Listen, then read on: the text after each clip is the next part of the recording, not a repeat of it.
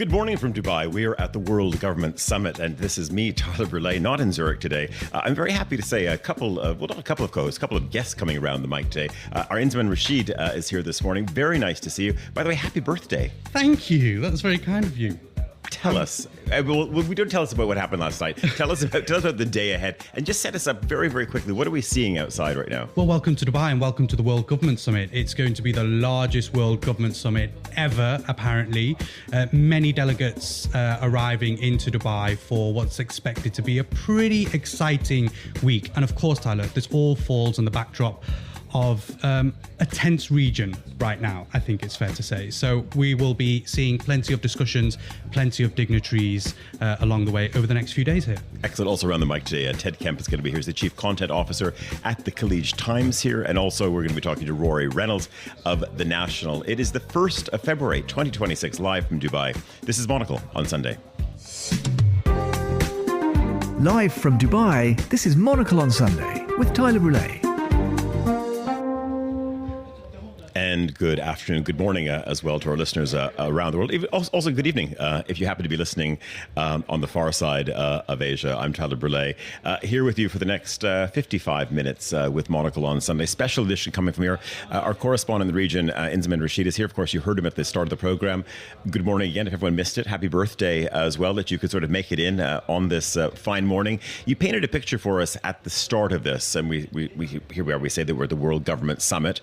Your first task, what is the WGS? What position does it fill in the world? Thanks, Tyler, and it's a pleasure to have you and the Monocle team here. Look, WGS has been going for a number of years now.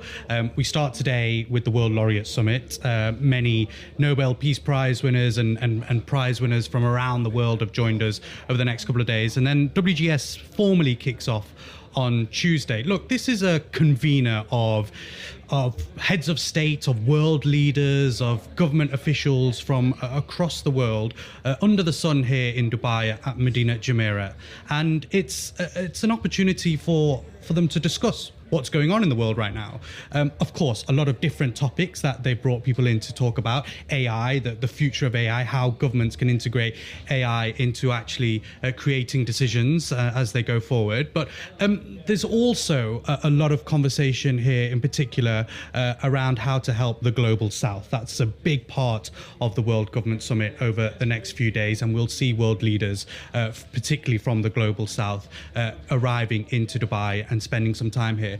But as I mentioned at the very beginning, this all falls on the backdrop of a pretty tense region right now, with Donald Trump's armada here in the Gulf waiting to attack if that's something that he decides to do. And of course, that will be part of a lot of the conversations here as well, because it's something that people are on edge waiting for. And if it happens over the next few days, well, I can't imagine that conversation won't be ignored. Well, we're going to be talking a lot about the state of news gathering in the region as well. And of course, it's rather fitting. I'm happy to say that Ted Kemp is here. He's the Chief Content Officer at the Khaleej Times. Also, Rory Reynolds, Associate Editor at The National. Associate Editor-in-Chief, I should say, not just the Associate Editor, at The National here also over in Abu Dhabi. Maybe just, Ted, I had, of course, Inzi set up what the WGS is. The Khaleej Times, where do you sit in the orbit of ever-crowded media here? I think you're, of course, I wouldn't say one of the originals, but one of the more established ones, certainly. Yeah, so the Khaleej Times was founded in 1978. It is the first English-language news organization in the UAE. At the time that it was founded, of course, that meant that they were primarily serving, the population from the subcontinent. And over the years, the organization has, branched out into all the areas that you would expect it to. You add on digital, you add on multimedia, you add on events and that sort of thing. And we still distribute the paper door to door, believe it or not, to upwards somewhere in the neighborhood of 20,000 subscribers across the UAE. And but our primary means of distribution, of course, is on multimedia and on our website. Rory, over to you. The National, not really a newcomer now. Been around for a while.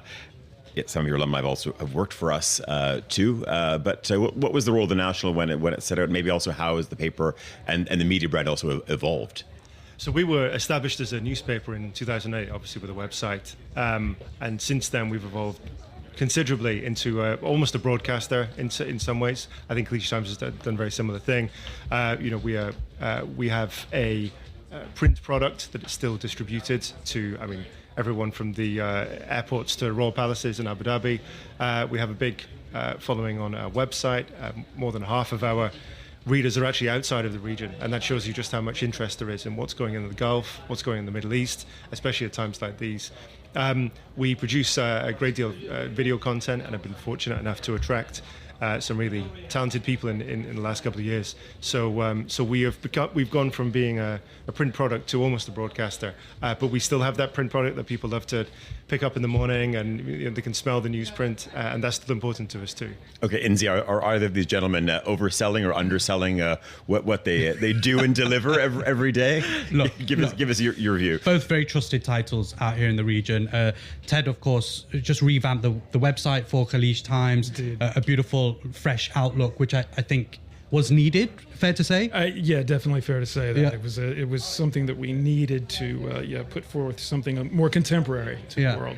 And of course, the National, very well respected around the world as well. It's followed by particularly the ruling families here in the UAE, across all of the Emirates here, and very well respected around the world. There's a lot of digital content nowadays, a lot of video content and reporting from some of the biggest events. Their editor-in-chief, Mina Al-Arabi, was just recently in Davos in the snow, of course, reporting from there and telling the important stories that need to be told, particularly for this region. I was the cameraman as well. Feet deep in the snow filming her. Yeah, listen, I like the multitasking.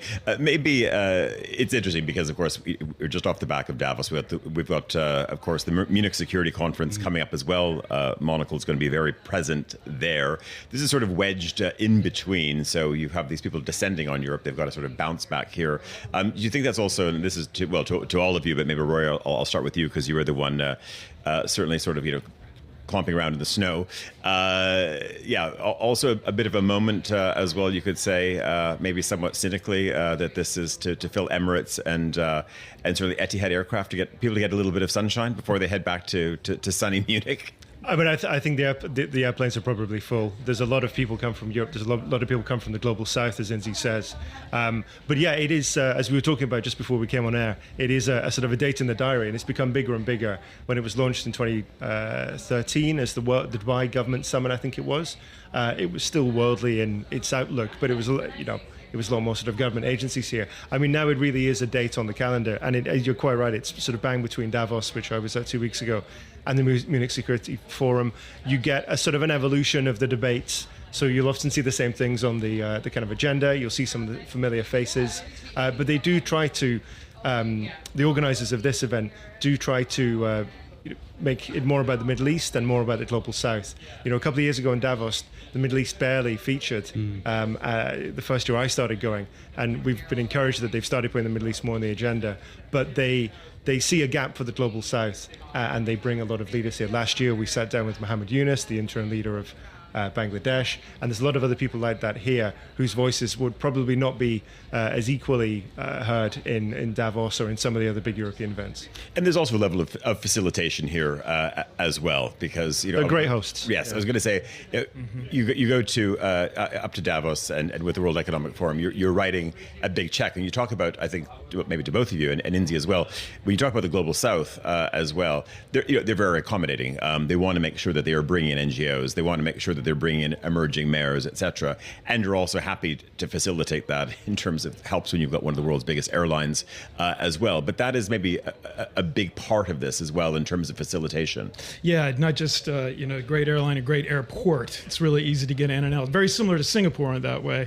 But one of the things that I've noticed as well that they do at this particular event that I think is impressive is because it is so big, and divided into many, many, many small tracks. I think despite its size, they're able to go very niche into topics that are very interesting to, you have many, many small rooms here, and you come in, it's like, picking the best chocolate out of a box because, there's just all sorts of things to pick and choose from. And I think they do a pretty good job of curating those topic choices. Like tomorrow I'm going to be doing or day after tomorrow, rather, I'm going to be doing some panels about the future of the university, and to speak to your point, Rory, we're going to have, we'll have a senior person from a university in Malta, a university in McGill in Canada, and one here in the UAE. So that, is going to provide an interesting mix to see, are we seeing the same things or different things? And yeah, it'll be interesting.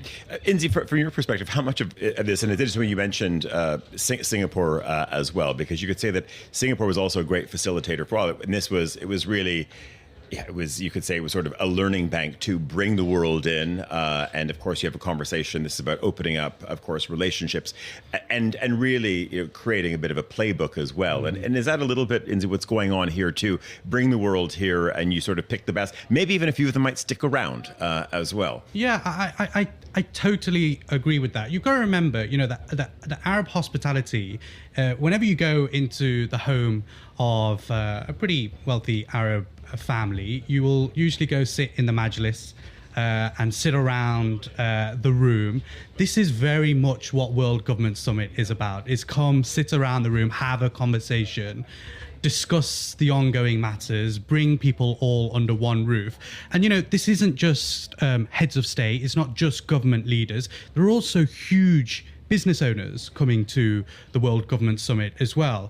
And there will definitely be a push to try and get people to maybe move some family offices over here, maybe for businesses to expand in this region, in this city and this country in particular. And so there will be a lot of soft power, a lot of soft diplomacy on display here as well. I want to bring in our editor-in-chief, Andrew Tuck. Andrew, I hope I'm not interrupting you. You might be packing your swim trunks. You might be rifling through the sock drawer, but I want to bring you in on the topic of the majlis of the conversation. You've, of course, you've been on many panels, moderated as well. And we've been talking about conversation, Andrew, over the last few weeks. I think particularly off the back of what we've been witnessing in Minnesota, and certainly also maybe the tone of some of the conversation in Davos as well. Is this a more polite environment? And I'm wondering if maybe the behaviors that we saw in Davos and maybe some of the rhetoric we've seen in the US, would that fly here? Well, it's funny, Tyler, because the format and the way that World Government Summit is run, it seems to kind of take control of even the wilder cards who are coming to town. So in the last couple of years, the likes of Elon Musk has spoken by link, but the big right-wing commentators from the US like Tucker Carlson have been there.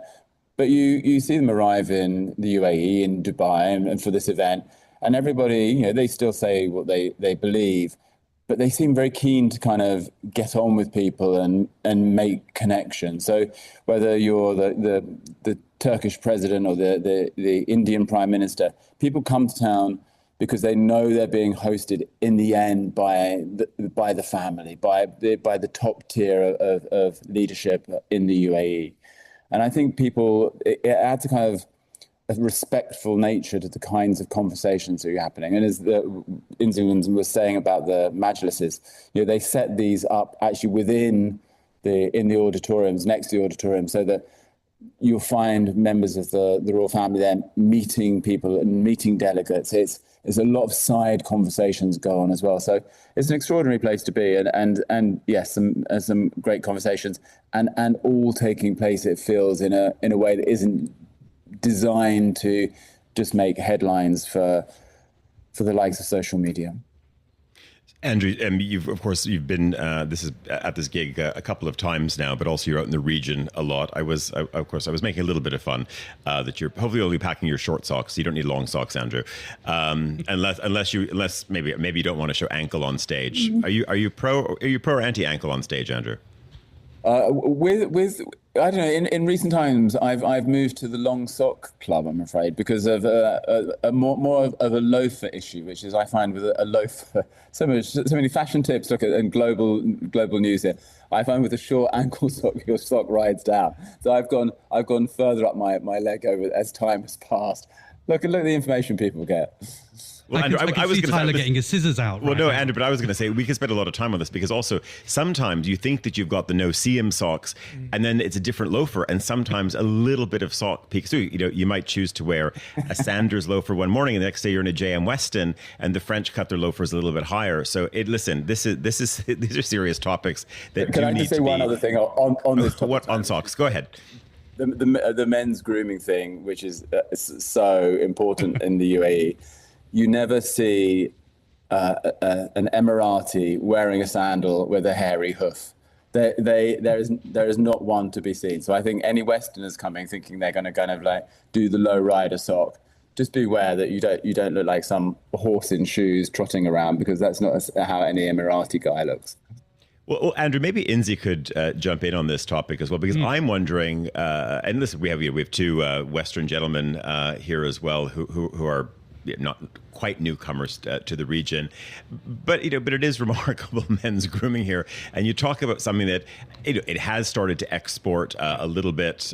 Well, let's say we can broaden the region. I think sort of certainly what Turkish and Kurdish barbers are doing around Europe.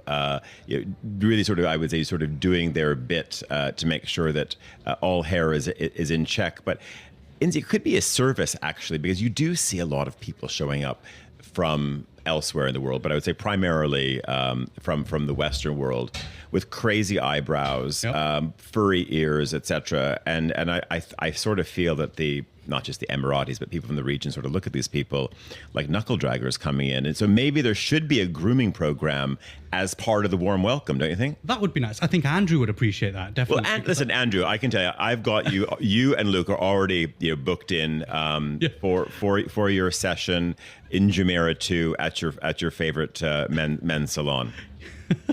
You know what I think is fascinating is that actually you find Emiratis take absolute pride in that look, in making sure that the beard line is precise. They will go to the barbers every single day to make sure that it's touched up perfectly. And actually, I would not be surprised is when they go on holiday, particularly over the summer or even the winter months, going skiing up in Samoritz and other places, you will probably find that whilst they take the nanny with them, they take plenty of very luxury luggage with them as well. They might also probably pack a barber with them as well. Yeah, Andrew, I was commenting with Inzi because there was this is sort of pre-Davos and also just during the break, there was so many more people from the Gulf skiing in Switzerland. And I thought there's no way, because I work so hard to try to find a good barber up in the Engadine, not possible. So I think that some of those Gulfstreams and Global Expresses flying in definitely had a barber. I don't know, maybe the barber wasn't flying with them. Maybe they had to slum it on Emirates. I don't know. Andrew, are you excited though about your maybe it's even more than a tour at a barbershop? No, more than 12. Yeah, 1847 is the brand that you introduced me to. And since you made that introduction a year or so ago, every time I've been in Dubai or Abu Dhabi, I've made an appointment, and hairs have been ripped from nostrils and earlobes. And normally the poor Syrian barber who does it looks at me and says, so much hair. So, okay, we will review. We will review this later in the week, and I'm going to come back to you in a second just to maybe tell us what's happening in UK and maybe European news. But should I start with you in terms of what's making headlines? I mean, obviously a lot of talk about sort of, it used to be like the U.S. fleet arriving, suddenly it becomes an armada. So there's been a bit of a rebranding, but of course another carrier in the region. I was just looking at Le Figaro now. Of course, the leadership in Iran saying this will become a proper regional conflict if the U.S. does choose to strike. That's obviously a dominating story. Do you get any sense of also a ramping up, and this is maybe to all of you, of more? Listen, there's plenty of journalists here at this summit, but a sense that actually there's a greater mobilization of other networks who wouldn't normally be in the region, or not yet. I think there's a lot of storytelling from the region. I wouldn't necessarily say that a lot of networks are arriving as a result of, Donald Trump's kind of rhetoric over the last few days, or his actual physical kind of ambush here in the Middle East with the beautiful Armada, I think is what he's branded it. But the region has been tense. The region has been very tense over the last few days. And I think the kind of rhetoric between particularly Donald Trump and Iran over the last few days has been at levels that we really haven't seen before. And so I think that's adding a lot of tension. I thought it would be a pretty crucial 48 hours over the last 48 hours or so. But it seems that actually Gulf states in particular, and many who will be on show here over the next few days, have managed to have a conversation with Donald Trump to just ease his mind a little bit, ease his decision-making, his abrupt decision-making slightly. Whilst all of his kind of troops and facilities are still in the region, it seems that actually he's got his foot on the brake for now. But of course, as we know, anything could happen any day. But what we will know is that particularly over World Government Summit, over the next few days and away from here as well, there will be a number of conversations being had about Iran, about the US and any potential action, and also any potential consequences that could take place in the Gulf if the US decides to strike Iran. It's most likely that the Gulf US bases will be the targets if the US decide to strike. So the Gulf leaders will be in conversation quite a lot over the next few days and maybe on the sidelines of World Government Summit. I just maybe want to get a temperature in the newsrooms of the Khaleej Times and the National, where I'll start with you. Sort of at an amber footing right now in terms of what potentially could happen, or as you're saying, it's been intense for a while, so maybe you've been in that footing for many months. I think Donald Trump has surprised us before many times in many different scenarios. I would say the Gulf states have such sophisticated and have for many years built up their relations in Washington that they are able to reach the right people to say, even if it's, I mean, I'm sure they can reach Trump themselves, but they are able to call the people that matter and say, let's just take the temperature down a little bit. Putting maximum pressure on the regime is when it does something, dramatic, and has happened before with the protests, for example, and the many thousands of people who died there. So I think we're hopeful that we won't see a strike. I think hopefully calmer and cooler heads will prevail. But I do think the Gulf states and places like Egypt, which have a very strong relationship with the US, will be saying the right things to the administration to sort of lower the rhetoric a little bit. Let's allow some dialogue. They can assist. And we know that Turkey and Qatar have been useful back channels. Even at the tensest of times, UAE, Saudi are obviously very influential as well. So I think all of that will be bringing the temperature down a bit. But, Trump will want to present this as a win, whatever happens. So if there is some sort of deal, in quote marks, and we don't know what a deal would look like, he could take credit for that without having to fire tens of millions of dollars worth of missiles. And also, I think when we're talking about the region as well, it is very real when you think about, of course, the deployment of, listen, if you want to just go after the U.S., obviously very present in Qatar, present in Bahrain, French very present, I should say, in Abu Dhabi. Mm-hmm. Yeah, I mean, unequivocally, the Emiratis know how to talk to Trump. They have something that he's willing to, have enough influence that he's willing to negotiate with them. He'll listen to them, probably second only to the Israelis in the entire region. I think that probably what's going on, to answer your question about the footing, we're on like, DEFCON 2 right now. We're just sort of standing by and waiting. Everybody's ready to jump to stations when it kicks off, if it in fact kicks off. My sense of it is that right now what Donald Trump is doing is that, look, he knows that Iran's air defenses were basically annihilated by the Israelis just a few months back. And so Iran doesn't really have any means of defending itself right now. It is wholly vulnerable. And so that is, Donald Trump is a guy who knows how to sniff out an advantage. And if he can amp it up even further by bringing in a second battle group, he does. I think that what he's doing right now is he's maximizing the strength of his hand.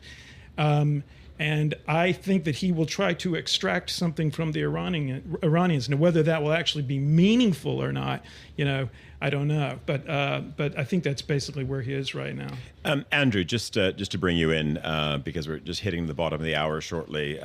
If I look at the UK press and certainly watching the UK channels this morning, it's sort of all Epstein all the time, and I think we know how that goes. Anything else catching your eye, though, looking at the Sunday papers and elsewhere? Well, I'll just give you two things which have a UAE link. There's a story in the Telegraph that we will see Waymo taxis here on the streets of the UK, probably operating by as early as September, so driverless taxi services. There's a story in the Telegraph, a bit of a doomy story, saying that if the technology proves as successful as some think, they're predicting up to 1 million jobs are dependent on being a driver in some form in the UK. And while I can't see that figure being likely, when I'm in Dubai, one of the panels I'll be hosting is with the co-CEO of Waymo, Takidra Malwakana. And it'll be fascinating to talk to you about what's happening with that technology and how driverless vehicles are powering ahead or not. And the other interesting story, maybe from the UAE angle, is just the number of people who, whoever they are these days, come to the UAE, come to Dubai in particular, and Abu Dhabi, to seek both influence and money. And there's a story here, Nigel Farage saying today that he feels that the UAE was very badly treated in its attempt to buy the Telegraph, and speaking out a little bit in their favour this morning. And of course, he's just been in the UAE, in Dubai, for a party to celebrate 5 years of his TV channel, which is partly backed by wealth from Dubai. Andrew Tuck, we're going to have to leave it there. We'll see you tomorrow morning when you touch down. Just coming up to 13:30 here in Dubai. Back to Emma Nelson. Thank you very much indeed, Tyler. President Donald Trump has said Iran is talking to the United States. Hours earlier, an Iranian security official said that work on a framework for negotiations with the US was progressing. Qatar and Egypt have condemned what they call Israel's repeated violations of the ceasefire in Gaza after Israeli airstrikes killed at least 30 people in the Palestinian territory. It brings the total killed during the months of the supposed ceasefire to more than 500, with both Israel and Hamas accusing each other of breaches. Rome is introducing new charges for tourists to visit 6 popular monuments and museums that were previously free. Non-residents will now have to pay €2 to visit the sites, such as the Trevi Fountain. An angel in a church in central Rome has been restored to look like the Italian Prime Minister. One of 2 angels in a chapel of the Basilica of St. Lawrence in Lucina had been altered to resemble Giorgia Meloni. The Culture Ministry is investigating. And an emergency task force has been created to deal with large herds of marauding camels, which have been causing havoc in central Australia. Up to 1,000 of the feral animals at any one time go seeking water after a dry spell and are going into local villages, crashing through security fences and breaking water mains. A dehydrated camel can drink 100 litres of water in 10 minutes. Back to you, Tyler, in Dubai. Is that really true? Do we have? I need the facts on this. Okay. Well, we're now questioning the nature of honest reporting. I don't know. Let's have a look. So, give me a moment. It is from SBS News in Australia. And there are pictures of these camels doing their thing. Big, thirsty and willing to do anything for water. Australia's camel chaos is the headline that we've got. And we've got a joint task force. Unfortunately, the only way to get rid of the camel problem is to actually get rid of the camel. And they're getting rid of about 150 to 600 in any one day with an aerial task force, which sounds like taking pot shots from a plane. I was going to say drone strikes on camels. And then, I don't know what happened. I guess handbags, camel steaks. I don't know. This is somewhere I haven't got. A camel handbag hasn't been on the list for me for a while. Camel meat, yes, no. Camel milk. Camel milk for sure. Yeah, bit late. Bit late for that. Bit late, yeah. Got a bit off, yeah. I don't know. Handbags, maybe. I think probably. Shoes. Camel chops and shoes. And I'm going to keep my as well. Listen, any light news out of the region on the camel theme? Is there sort of a? I did look at camel page.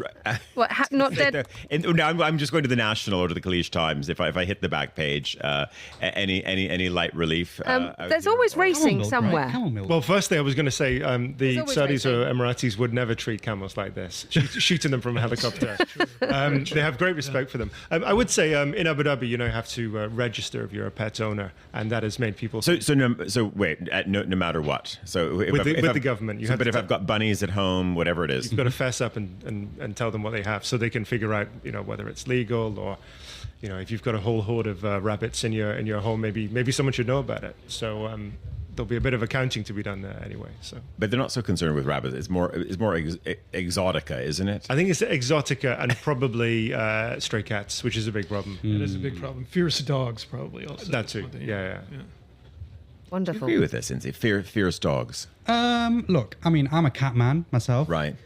So both of my cats registered, so the Dubai municipality knows about them. And there are a lot of stray cats, but fierce dogs. Yeah, I've not seen many out here. Oh no, I don't mean running around. I mean that if you have a breed that's traditionally. Oh, I see. So that. Yeah. No, I've not seen any running around either. I don't want to mislead anyone. Are there breeds that are banned in the UAE? I mean, can you have a Rottweiler? Can you have Emma? What is it? It's always like making headlines here, like a triple XL bully. Oh, it's it is the XL bully, which XL bully, not triple X. Maybe those are being bred right now. I know of a very interesting Emirati who actually has a zoo here in Dubai, and he's got lions, he's got tigers, he's got all sorts of stuff, and some pretty interesting dogs as well. I've been to that zoo, right? But they're all very well looked after. Sounds like ex-friend of Michael Jackson's. Maybe, I don't know. Go there. Emma, we were talking about Bubbles the other day. Yes, we were. Well. That Bubbles is still with us, living in Florida. This was incredible. I feel we have to dispatch our Rob Bound to go and do that story. I'm just looking up right now this moment whether Bubbles the chimpanzee is still going, because Bubbles is still going. Look, that's according to the great sources at the Daily Mail. That was last week. So unless Bubbles had a bad week, yes, the internet says he was born in 1983 and he's still going. So that's fine. Didn't have his exact birthday, but he was born in Texas. Born in Texas, living in Florida, put on a few kilos as well. It's just like the Golden Girls, isn't it? And never mind. Okay, I'm going to bring you in on this because I do want to just change the topic a little bit to the attraction of this region, and not just the attraction when it comes to, of course, favorable taxes, great weather, all of those things. But I want to just talk about media. Once upon a time, people were a little bit sniffy when many of our colleagues went up the road to Doha when, of course, Qatar set up Al Jazeera, the English language service. But then, lo and behold, lots of people left newsrooms, not just in London, but all over Europe and the US, and made their way there.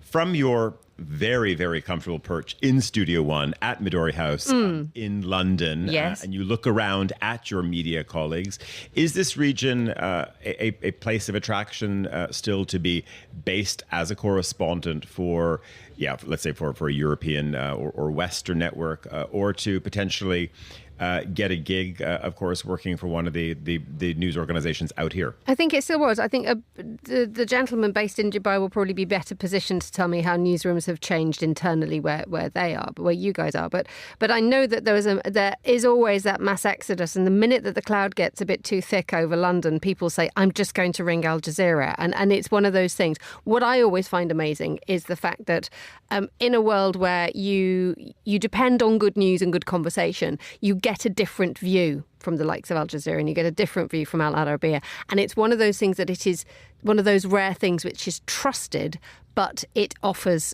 a different standpoint. And that is tremendously exciting when it comes to going out there. There is the attraction of, yes, it's nice and warm and, pays probably pretty good and your lifestyle's pretty good. But in terms of storytelling, that idea that you have a slightly different angle is really important. I was just going to say as well, last night, arriving from Zurich, flipping on the television, you do forget that Russia Today still exists in English. So that's another interesting place to see where people have washed up and are broadcasting. And actually just fascinating watching them on their side of the conflict reporting. It's quite curious that they've banned it from European airwaves, because it is a fascinating watch.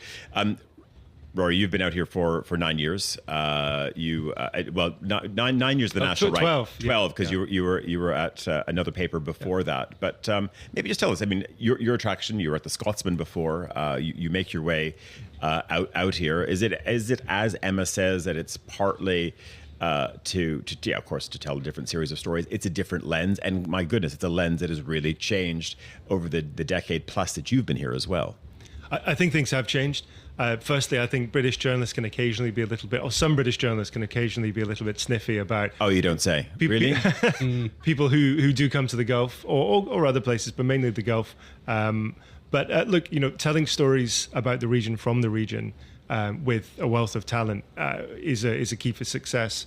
The ability to get on a plane or to have colleagues in Beirut, Cairo, Amman, Turkey, Iran, as we do, it gives a perspective that a lot of competitive media from outside the region can't give. Obviously, some of them have correspondents here, often just one or two, but that is our strength, and that is the strength of media here, not just us. Look, the Gulf is a great place to be a journalist because of the constant flux that we see the region in. It's also a good place to tell good stories. And I think that's slightly gone out of fashion in certain parts of the world where you just want to stir the pot as much as possible. I mean, there are a lot of great stories to be told here. There are fascinating people moving here to make this place their home. But at the end of the day, we're often on the doorstep of a lot of conflicts. And we are well placed, both in terms of language skills and ability and trust. When militias allied to the Syrian government started massacring the Druze in Sueda, our journalist was there within 2 days, and it was a dangerous place to be. There wasn't, I'm not having a go with them, but there wasn't CNN or British press turning up. I mean, it was an underreported situation, and that has consistently happened in the last couple of years. And being agile and being well placed and being trusted will never go out of fashion for that reason. And maybe just Inzi bringing you on that, because also you've come out here recently as well. You're ex-Sky News, but maybe a little bit of a personal story, just quickly. Yeah, I mean the attraction as well, and as we know that it's not an easy news environment. Yeah. Anyway, I'm not talking about what you're covering, but just the state of newsrooms right now. Look, it's interesting, coming from an international broadcaster like Sky, where we were talking earlier, viewing figures aren't great whatsoever, and they're declining rapidly as well. I think you've got to kind of broaden your horizon a little bit. Coming out here, I'm a multimedia journalist on the ground, reporting across different platforms. Also working on the commercial side slightly with Monocle as well. And I think out here, we were saying earlier, it actually goes hand in hand quite a lot, the commercial side with the editorial side. And I think here it's a lot easier to do that. And that's the way that many media companies are going to now. And so I think you have to be agile as a journalist to kind of put your toe into that field. What I would say about being a journalist out here in particular is that in the UK, where I was previously, you can, pretty much go up to someone without knowing them, go do an interview, grab your clip that you need, and get out of there. Here, it's a lot of rapport, a lot of relationship building, a lot of take your time to get to know the government department, take your time to get to know the business owners, and then you can work on a really good story. The access that you can actually get out here is pretty incredible if you build a strong relationship with those authorities around you. I guess from your side, Ted, you're the elder states brand here. You guys have been at this for a while. I can remember being out here in the early 90s, and when this was a very, very different place. And of course, but you still like today, but not quite the same. But of course, you would go down to breakfast, and there was your title really as sort of the star of the show. Mm-hmm. I guess from a competitive perspective, more people moving in on your patch, that's one thing. But what has that sort of forced you to do, just in terms of the evolution of the paper? Well, everybody talks about being digital first. It's one of those terms we all love to use and consider very important, though we often don't know exactly what we mean by it. I think that to be truly, digital first, you have to, when you're in my situation where you have a newsroom where a certain number of the people on that team may have been there for 20, 25, even 30 years and how are thinking, about print deadlines and that sort of thing. What I ran into is a siloed newsroom where I had a very, very contemporary, very hip, Instagram presence with KT Plus and Khaleej Times. And then I have, a bunch of print reporters who don't know how to use the content management system because they've never been asked to. Not because they can't, but just because it's never been asked. We have an events team that doesn't even consult with editorial. And these things, we've had to break them down. We've had to break them down, and I've come up with a structure that I think is going to break them down. We're actually we're in the teeth right now of making that change take place, but so far so good. I just say speak to what Rory said a moment ago. The dynamism of this place is just it's a journalist's envy. There's always something happening here, and because everything is so fresh and because there's so many moving parts, you're able to come up with original takes on stories, especially forward-looking stories that you can't do as easily, at least in a Germany or in a Japan, right? And one of the things that I think is under-discussed about the UAE in particular, that makes it interesting and also accounts for part of its success, is that the UAE has something very akin to the American federalist system going on, because the individual emirates have a certain degree of independence.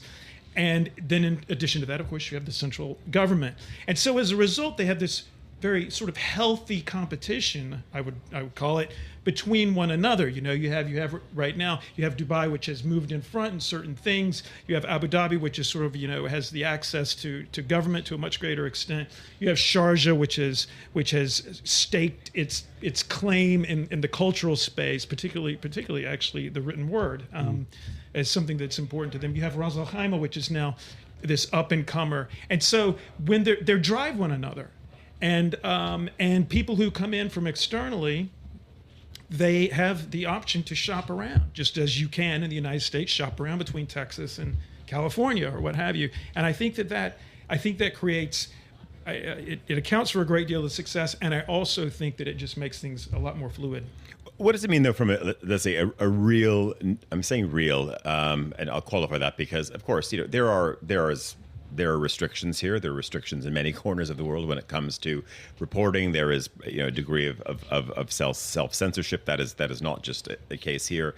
But if I look at something like the New York Times is running their Middle East desk is sitting in London, and will we see a shift or change, or are there still organizations that feel that they can't? And I'm not just singling out the UAE, but also we can talk about being further up the coast as well, that they can't be here because once upon a time when you thought about the Middle East, it was all Beirut. If we go back to the 70s, the 80s, and then of course because of the conflict in Lebanon as well. But it was also a place where then you were, as you were saying, Rory, you were dispatching your people on Middle East airways all over the region. Is that the case when you look at the likes of AP, Agence France Presse, etc.? Are they using this place in the same way, or do they want to step out and say, oh no, maybe we're better off being in Cairo, maybe we're better off sitting in Amman, or certainly even in Beirut right now? And Rory, I'll start with you. I think a lot of international news outlets have realised the story that is the Gulf, which is this huge amount of wealth creation, huge amount of population increase, and we have. You can see more and more news outlets opening up here, particularly sort of smaller, more agile ones. I think it's important that the wires have a presence. I think they do see this as their base for a lot of the right reasons. I think the Gulf has become a much bigger part of the global story, and I think most international news outlets are taking it seriously, as it should be. Most of them are deploying more people, but also this is a time in which newsrooms are cutting back considerably. And I do think the news outlets in the Gulf are actually investing in journalism a lot in the way that you don't really find certainly in some countries. So, there's a big opportunity there to make the Gulf part of the global conversation. At the same time, it is often reporting on conflicts from here, but that is not the only story, obviously. No, exactly. And Inzi, on that, it's when you look at the production values, and of course, it's incredible how many rolling news channels there are from the region. It is remarkable.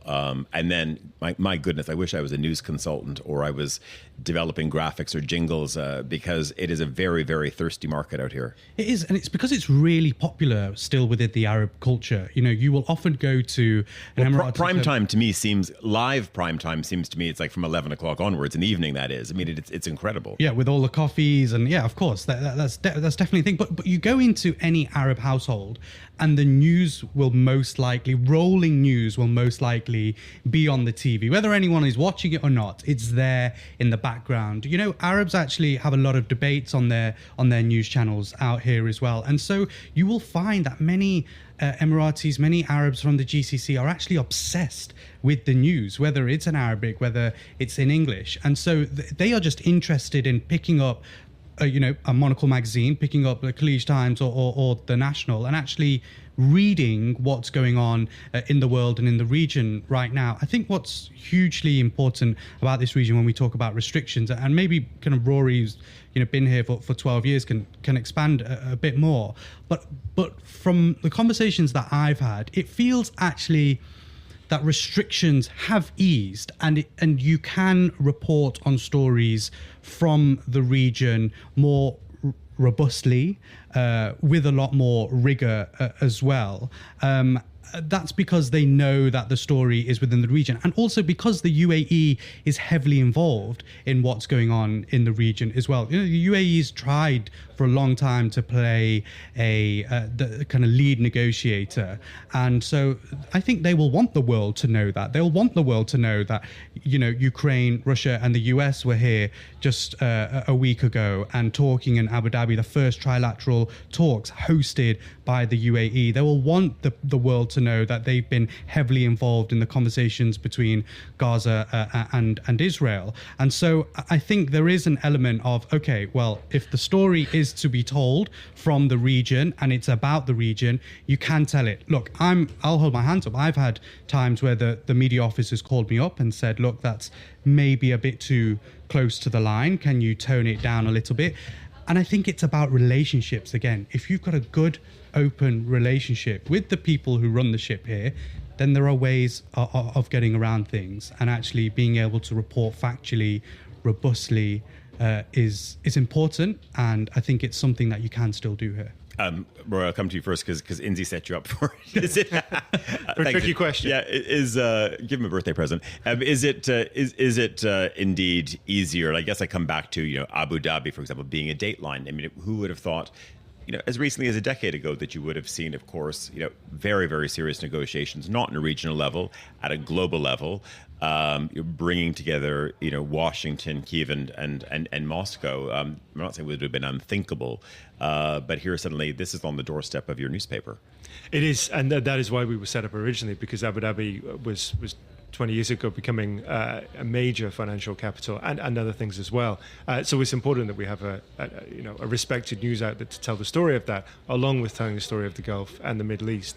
To come back to Izzy's point, the laws that exist are kind of there to facilitate responsible reporting rather than reckless reporting. And I don't want to sound like I'm drinking the Kool-Aid here, but the restrictions on what you can say on social media foresaw, and this was about 10 years ago this came in, they foresaw that social media was going to become a bun fight that affected all of our lives, often quite negatively. And actually you see the UK and France and Australia just as trying to claw back some control over social media and try to protect young people in particular in the way they use it. So if we talk about reporting restrictions, it's often to try to subdue the worst of it. You can still tell interesting, important stories that have to be told here. And that is why that's why I'm still here. That's why we continue to hire talented journalists from abroad. I would say relationships are important. I would say explaining why you were doing a story to the person you're dealing with, whether it's an authority or the interviewee, being very clear, like, this is why we're telling this. It's in good faith. And I think if we talk about restrictions, it's often to stop bad faith stories. And there is a lot of that around nowadays. Ted, listen, you've come from Singapore. I don't want to say compare and contrast, but I think when the spotlight's on this region, but Singapore, Hong Kong changing as well. It's not exactly new for a lot of these major hubs that we're talking about. Yeah, that's right. And Singapore has its restrictions. I was also running reporters in Guangzhou and Beijing, which is a totally different ballgame. Even Thailand has lèse majesté laws where you can't say anything negative about the king there, or they'll come after you. And they do. And they do. And CNBC, which is a global news organization headquartered in New York City, was afraid to cross that line. We didn't. So I don't know if I should be saying that, but at any rate, that was the truth. I agree with both Inzi and Rory that you can still tell the stories, and it is very much, and by the way, in keeping with the culture at large, that it is about relationships. It requires a little bit of finesse. I would say that actually to be an editor here, there's another skill set that you need to have that you perhaps don't need to have in even like say a New York, where in the U.S. you can get away with basically anything, so you don't care if you alienate people. Here, it's good to have people's number in have their WhatsApp. Yeah, I guess the only thing that which you have to worry about is just people just being generally more litigious, though in North America. I want to maybe just look across the border to Saudi Arabia and the power. It was interesting, Andrew was referencing the story a little bit earlier about the Telegraph and that deal being torpedoed, where we would have seen Abu Dhabi, being a part and principal investor in the Telegraph. That was overturned, not happening. That's a whole other conversation. But what we are seeing, though, is the power of just investment out of this region in not just, of course, titles that might be 1,000 kilometers away, but all over the world. And we've seen also the migration of some parts of some newsrooms, et cetera, under ownership, more to Riyadh at the moment. Is it, and Rory, I'll start with you, is Dubai and the UAE under threat as this sort of news hub where a lot of people, I'm just, if I sort of crook my neck a little bit, I can see that, CNN has a post up there. I'm sure Becky Anderson will be reporting from there over the coming days. Bloomberg, many others have a significant presence here. Does some of that start to shift, or is Saudi a different kettle of fish? I don't see it shifting from Dubai and Abu Dhabi, but I do think Saudi's a big story, and the transformation has been incredible to see. I mean, the shift has mostly been Saudi taking its channels back there, taking some sort of sovereignty over them. So there were major employers in Dubai, for example. Bloomberg boosting its team in Saudi is a smart move because they will get more stories than the other news outlets that don't have that.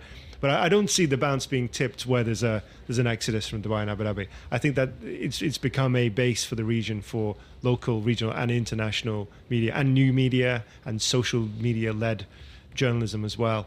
But yeah, I mean, Saudi Arabia is a fascinating case study, and we all hope that it continues to be.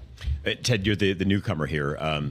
Opportunity. What do you see? As soon as you touch down, or you accepted your gig here, you don't have to tell us necessarily why the gig, but when you just survey this place, what do you see from an opportunity perspective? What makes you excited?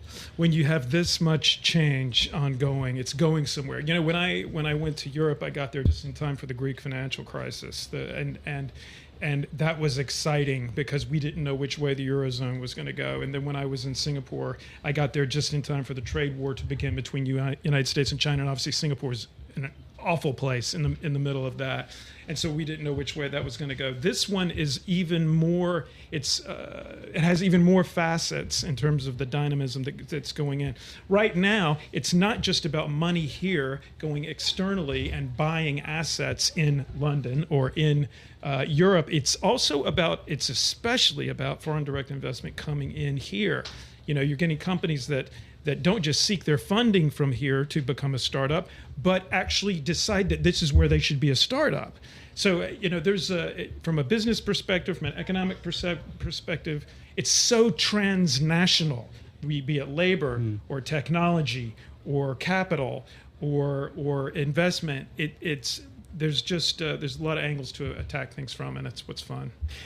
Just before we go, it's going to be a busy broadcasting week from our little setup here at the World Government Summit. Inzi, our editor-in-chief, Andrew Tuck, is inbound. Our Tom Edwards is inbound. Just in 30 seconds or less, what's going to be happening over the coming days here? It's going to be exciting. We're going to see world leaders from right across the globe. We'll be trying to grab some of them as they, I'm sure, head to the Monocle Cafe. We'll maybe let them get a coffee first, and then we'll bring them into the studio. There's going to be a lot of discussions, a lot of talk around, of course, the region and what's going on right now. I will be interested to see whether any delegations from Saudi Arabia rock up to the UAE, because there's a bit of tension between the two countries right Do you want to now. put money on that right now? I you know what? I actually do think someone will turn up. I do, because I think Saudi will want to be seen as being here in the region. It's going to be a very exciting few days, nonetheless. I give you 8 to 5. They won't. Okay. we can be running a book on this across the week. Indy, thanks very much. Look forward to seeing you with our colleagues, and happy birthday again. Thank you. Ted Kemp from the College Times and Rory Reynolds. Great having you all around the mics today. Also, a huge thanks to our Andrew Tuck back in London, sorting out those socks for his upcoming trip. Our producers, Desiree Banley back in Zurich, Emma Nelson, also Inzi Rashid for pulling this all together. Also, Sam Impey is going to be ably looking after everything over the coming days here as well. I'm Tyler Brûlé. I believe we're going to be up in St. Moritz next week, and then we could be there the week after. A lot of art happenings there as well. Look forward to joining all of you then. Have a very good Sunday and have a good week. Goodbye.